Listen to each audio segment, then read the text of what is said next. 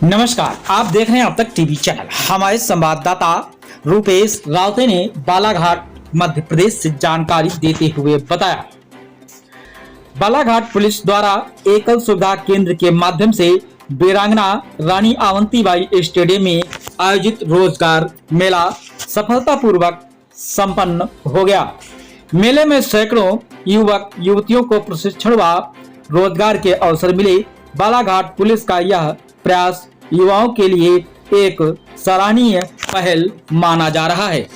आइए चलते हैं हमारे संवाददाता के साथ। में उनके फ्यूचर के लिए शायद अच्छा हो सकता था, पर उन्हें पता है कि ये उनके क्षेत्र का फ्यूचर है। तो जो व्यक्ति सिर्फ ये सोच के, हमने एक बार रिक्वेस्ट की कि अगर आप आएंगे, दो शब्द बोलेंगे तो अच्छा लगेगा, और उन्होंने सहजता से बोल दिया कि मैं बिल्कुल आ रहा हूँ। जहां भी थे भगते दौड़ते वो आए। तो एक बार ऐसे जनप्रतिनिधि अगर हमारे होंगे तो इनकी जोरदार तालियां जरूर बजती रहेंगी। कुछ चीजें जिनके सबके मन में रहती हैं वो मैं पहले ही क्लियर कर दूं, वरना फिर वो डाउट रहता है। कुछ लोग तो यहाँ पर नाश्ता पाना खाने को उसके लिए आए होंगे, तो उनका हो गया है सब अच्छे से। जिनका नहीं हुआ है, कुछ लोग का जो रहता है कि भाई खाना आना अच्छा मिल जाएगा, चलते हैं, रोजगार तो होता रहेगा। तो वो मेले ऐसे कर चुके हैं। और जो हमें समझ में आया, आप में से 90% के मन में एक डाउट रहता है कि ये क्यों कर रहे हैं, इनको इससे क्या फायदा होता है। क्योंकि व्यक्ति को क्या होता है, हमेशा एक संकोच रहता है कि भाई ये प्रशासन क्यों करा रहा है, पुलिस प्रशासन को इससे क्या फायदा होने वाला है, क्या कंपनीज हमें कुछ कमीशन देती हैं, या कंपनीज को ऐसा लगता है कि भाई अगर आप 5 बच्चे भेजोगे तो हम आपको कुछ पैसा देंगे। ऐसा कुछ भी नहीं है। पहली बात है कि ये कंपनीज भी बाहर से, पर हमें एक चीज जरूर समझ में आई लगातार अपने उससे, कि भाई बालाघाट का बच्चा अगर इंडिविजुअल लेवल पे, अगर आप अकेले लेवल पे जाके किसी बड़ी कंपनी से रोजगार मांगोगे तो आपकी बार्गेनिंग पावर कम है।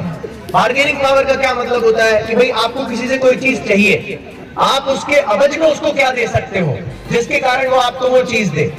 यदि आप में से कोई अकेला बच्चा जाके, मान लीजिए आप टाटा इलेक्ट्रॉनिक्स में गए, जिससे वो वैकेंसीज को फिल करते हैं, तो वो आपको एंटरटेन नहीं करेंगे। और हर व्यक्ति में शायद ये क्षमता नहीं हो कि यहाँ सबकी एनर्जी इस चीज में साथ में लगेगी तो हम जरूर बहुत अच्छा कर सकते हैं। इसीलिए हम लोग कोशिश करते हैं कि बड़ी कंपनीज यहाँ पर आए, आपको अपने प्रोडक्ट लाइन के बारे में समझाएं। देखिए सिंपल सी बात है, ये कंपनीज तो चलती रहेंगी, आप जाएंगे नहीं जाएंगे, जबरदस्ती हम इसलिए लाते हैं, कई लोगों को प्यार से, कई लोगों पे दबाव डाल के, कई लोगों को दुलार के इसलिए लाते हैं कि हम चाहते हैं कि नहीं, अगर मौका मिलना है तो पहले हमारे बच्चों को अगर मौका मिल जाए तो शायद इनकी प्रतिभा जो है, इनकी जो स्किल सेट है, उसको हम और बेहतर कर सकें।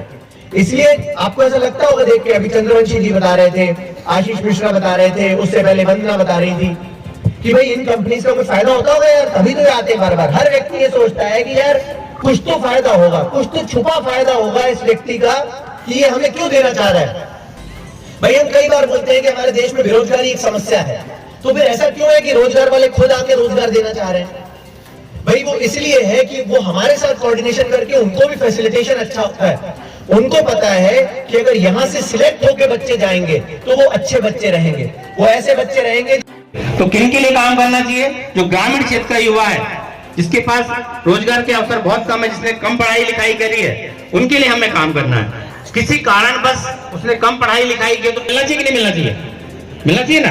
तो 5वीं हो, 8 बना था चेन्नई में, फिर मुंबई में, दिल्ली, बंबई, कलकत्ता, ऐसे करके भाई हमने 12 ट्रेनिंग सेंटर बनाए हैं। पूरा स्टाफ और चेन लगवा दे जल्दी। ट्रेनिंग सेंटर बनाने में जो हमारा खर्चा आया वो 500 करोड़ रुपए आया। कितना है?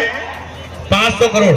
12 ट्रेनिंग सेंटर, एक एक ट्रेनिंग सेंटर की कॉस्ट 40 से 50 करोड़ है। सिर्फ मात्र 2 महीने का नहीं अपने आप में 500 करोड़ का ट्रेनिंग सेंटर बनाने में खर्चा किया है। और आप जैसे युवाओं को, एसपी सर और समर्थ मंच को मेरा दोनों हाथ जोड़ के नमस्कार सभी को, और आए हुए सभी बच्चों को भी नमस्कार। बच्चों, मैं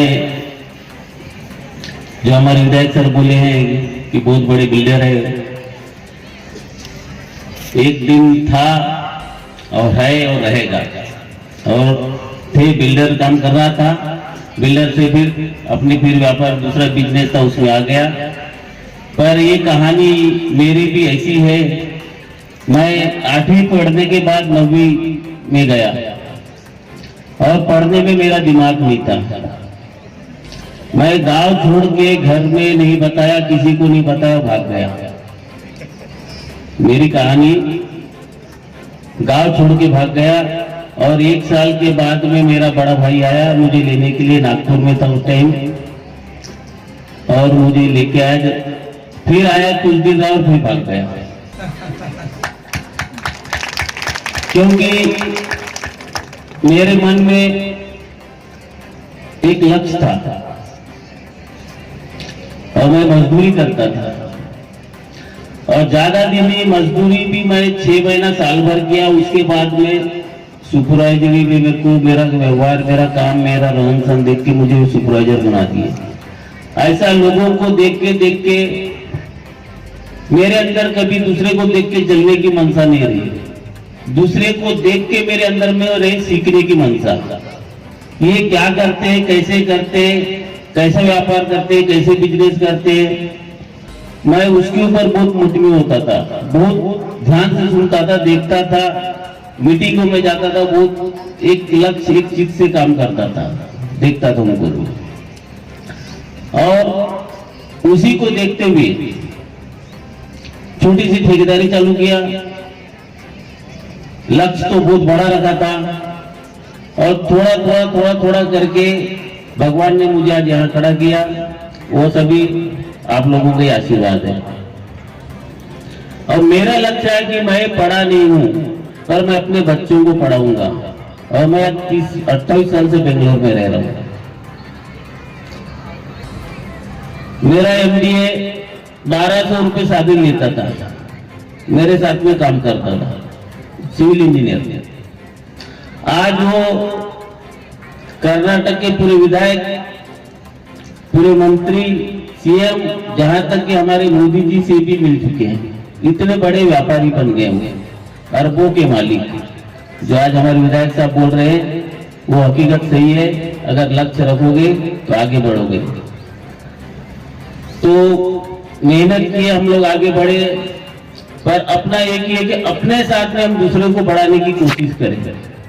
ये लक्ष्य, ये सोच हमारे बीच में होना चाहिए। मैं अपने बच्चों को पढ़ाया, हमारे बच्चे अच्छे निकले पढ़ने में।